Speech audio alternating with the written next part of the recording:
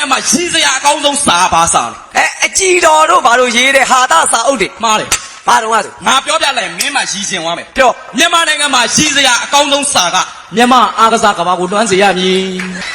အေးဟာရည်ရတယ်လို့ရှိတာ ဒီကလည်းတော့ ပြော မော်တော်ပညာကိုဘယ်လိုခေါ်လဲ ရှင်ထိန်လို့ခေါ် မားတယ်ဘော်လီလို့ခေါ်တယ် တယ်ဘာဆိုင်လို့ ဟာမော်တော်ပညာဘာထိန် ရှင်ထိန်တယ် ဘော်လီကဘာထိန် နို့ထိန်တယ် ရင်ထိန်တာတူတူပဲ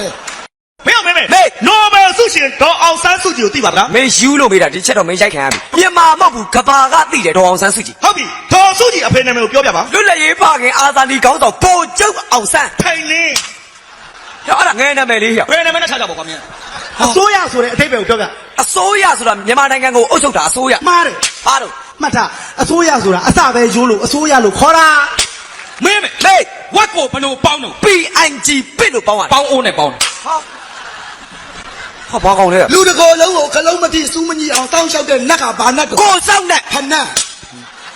ဟဲ့ဆရာကြီး ဘာလို့ကွာ ကမ္ဘာပေါ်မှာလူအနည်းဆုံးစတဲ့ထောင် အင်းစိန်ထောင်နိုင်ငံရေးချင်းသားတွေလွတ်လိုက်လို့ ခြံနောင်လင်မယားရောက်တဲ့ကံတော်ကွက်ထွက်တယ်